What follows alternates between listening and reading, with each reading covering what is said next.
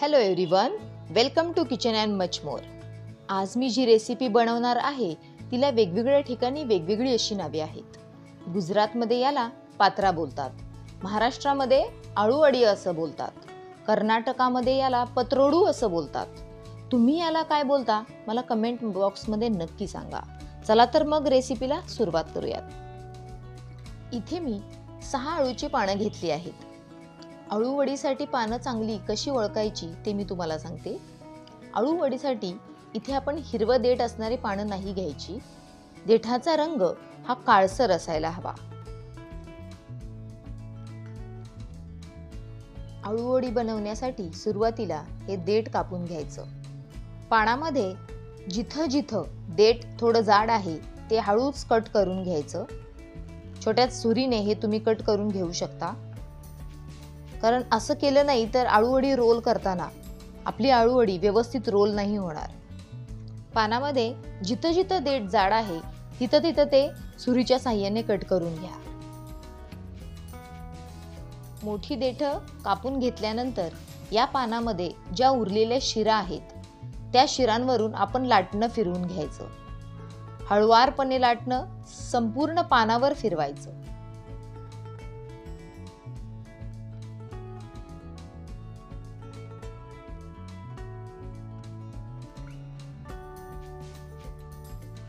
अशाच प्रकारे उरलेल्या सर्व पानांवर देखील लाटणं फिरवून घ्यायचं। सुरुवातीला त्याची देठ कापून घ्यायची, नंतर उरलेल्या शिरांवर लाटणं फिरवून घ्यायचं।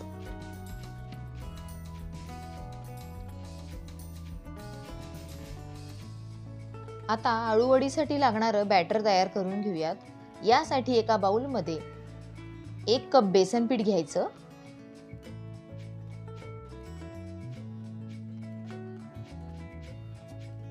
2 चमचे तांदळाचं पीठ,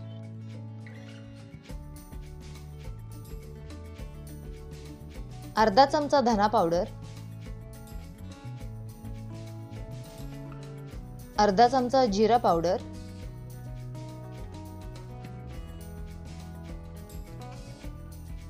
थोडीशी हळद, 1 चिमूटभर हिंग,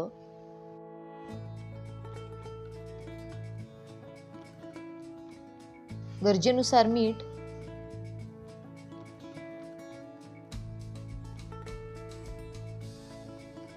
थोडे पांढरे तीळ, तुम्ही आवडीप्रमाणे कमी जास्त प्रमाणात घेऊ शकता, आवडीप्रमाणे कोथिंबीर, थोडासा गूळ, इथे मी 1/2 चमचा गूळ खिसून घेतलेला आहे, 2 चमचे कोकमाचं आगळ। हे मिश्रण व्यवस्थित चमच्याच्या साहाय्याने व्यवस्थित मिक्स करून घ्या। याच्यामध्ये थोडंसं पाणी घाला। पाणी घातल्यानंतर हे परत एकदा मिक्स करून घ्या। इथं मी तिखट घालायला विसरले, आता याच्यामध्ये 2 चमचे लाल तिखट घालायचं आहे। हे व्यवस्थित मिक्स करून घ्या। इथे तुम्ही लाल तिखटाऐवजी हिरव्या मिरचीचा देखील वापर करू शकता। आता आवश्यकतेनुसार पाणी घालून हे एक व्यवस्थित बॅटर बनवा। त्याच्यामध्ये बेसन पिठाच्या गुठळ्या नाही राहिल्या पाहिजेत व जास्त पातळही नाही झालं पाहिजे। गरजेनुसार पाण्याचा वापर करून हे अशा प्रकारचे बॅटर तयार होईल। आता आळूचं एक पान घेऊन त्याला आपण उलटं ठेवायचं आहे। या पानाची सगळी देठ मी कापून घेतलेली आहेत व शिरा देखील लाटण्याच्या साहाय्याने व्यवस्थित लाटून घेतलेले आहेत। आपण बनवलेलं बेसनाचं बॅटर या पानाला सगळीकडून लावून घ्यायचं। सुरुवातीला इथे सगळ्यात मोठं पान अगोदर खाली ठेवायचं, मग त्याच्यावरती त्याच्यापेक्षा छोटं, नंतर त्याच्यापेक्षा छोटं, अशा प्रकारे आपण पानं सेट करून घ्यायची आहेत। इथे एका पानाला बॅटर लावून होत आहे।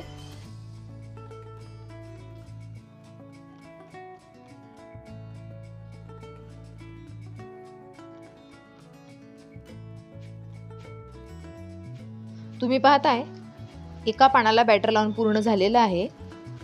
आता बरोबर त्याच्यापेक्षा थोडं छोटं पान आपण त्याच्या अपोजिट डायरेक्शनला उलटं करून लावायचं आहे। आता या पानाला देखील आपण बेसनाचं बॅटर लावून घ्यायचं।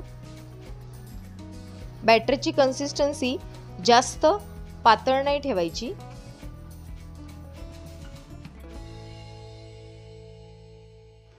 या पानाला देखील बॅटर लावून होत आहे.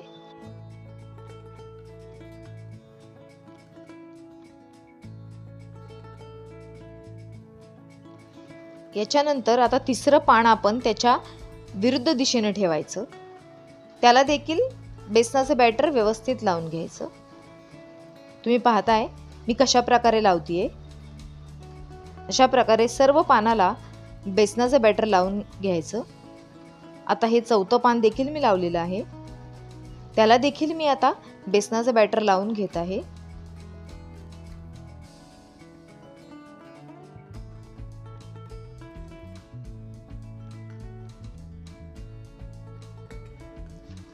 अशा प्रकारे 5 आणि 6 सहाव्या पानाला देखील मी बॅटर लावून घेतलेलं आहे. अशा प्रकारे सगळ्या पानांना आता बॅटर व्यवस्थित लावून झालेलं आहे. आता याला आपण फोल्ड करायला घेऊयात. तुम्ही बघा मी पानं कशा प्रकारे फोल्ड करते. अशा प्रकारे दोन्ही बाजूनी पानांना फोल्ड करून घ्यायचं. फोल्ड झालेल्या बाजूवर थोडंसं बेसनाचं बॅटर लावायचं, जेणेकरून आपण जेव्हा ह्या पानाचा रोल करू तेव्हा हा रोल सुटायला नको म्हणून. आता या पानाचा आपण रोल करायला घेऊयात. हा रोल करताना घट्ट करून घ्यायचा, जेणेकरून तो रोल निसटला नाही पाहिजे. दोन्ही बाजूनी हा व्यवस्थित गोल करून घ्या. साईडच्या कडा देखील आपल्याला दाबून घ्यायच्या आहेत, म्हणजे वडी उकडत असताना देखील हा रोल सुटणार नाही.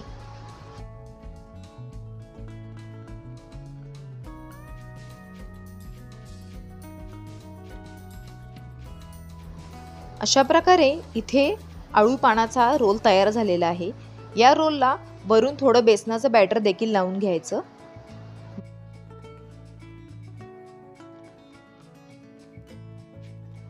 इथे रोल तयार झालेला आहे. आता एका चाळणीला सगळीकडून तेल लावून घ्यायचं आहे व या चाळणीमध्ये बनवलेला आळू पानाचा रोल ठेवून द्यायचा.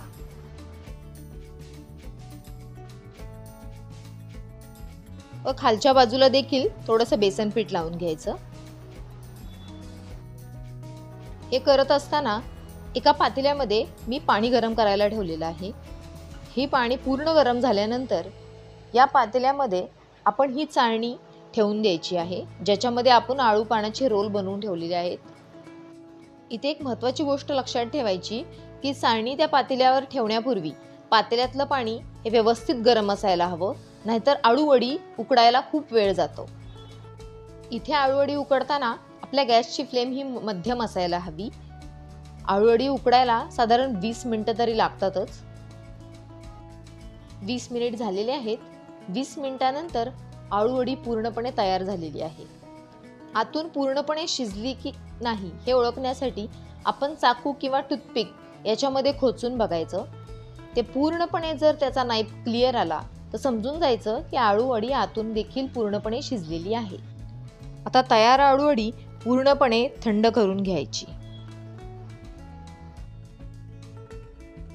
हा रोल पूर्णपणे थंड झाल्यानंतर या रोलचे आपण आपल्याला हवे असे छोट्या किंवा मोठ्या आकारामध्ये कट करून घ्या.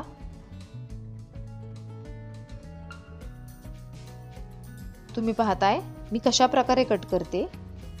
ह्याचे व्यवस्थित पीस कट होण्यासाठी आळू वडी पूर्णपणे थंड असायला हवी.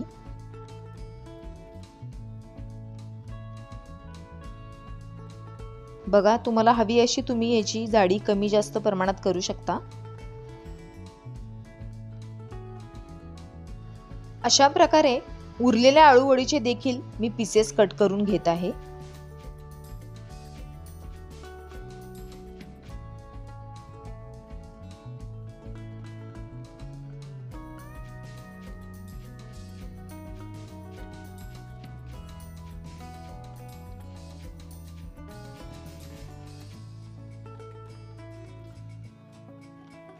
सर्व वड्या एका आकारात कापून घेतल्यानंतर ह्या वड्या तुम्ही शॅलो फ्राय देखील करू शकता. इथे मी डीप फ्राय करणार आहे. यासाठी तयार वड्या गरम तेलामध्ये सोडायच्या. दोन्ही बाजूनी या वड्या व्यवस्थित तळून घ्यायच्या. वड्या तळत असताना सुरुवातीला आपल्या गॅसची फ्लेम ही मध्यमच असायला हवी. तुम्ही येथे पाहताय आळू वडी तळून तयार झालेली आहेत.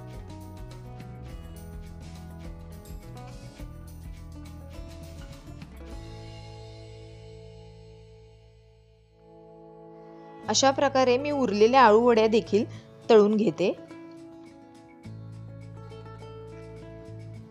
तयार आहे कोकणातील पारंपरिक पद्धतीने बनवलेल्या आळू पानाच्या वड्या.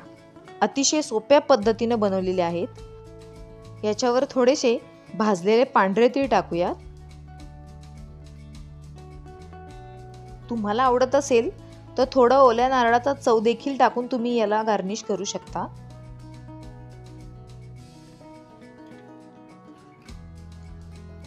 नाहीतर थोडी कोथिंबीर देखील तुम्ही घालू शकता. ही आळूवडीची रेसिपी तुम्हाला कशी वाटली मला कमेंट बॉक्समध्ये नक्की सांगा. आवडले तर नक्की लाईक करा, जास्तीत जास्त शेअर करा आणि माझ्या किचन अँड मच मोर या चॅनलला सबस्क्राईब करा. तयार आहे अतिशय सोप्या पद्धतीने बनवलेली आळूवडी. ही आळूवडी तुम्ही गरमागरम चहासोबत देखील सर्व करू शकता. चला तर मग भेटू एका नवीन रेसिपी सोबत.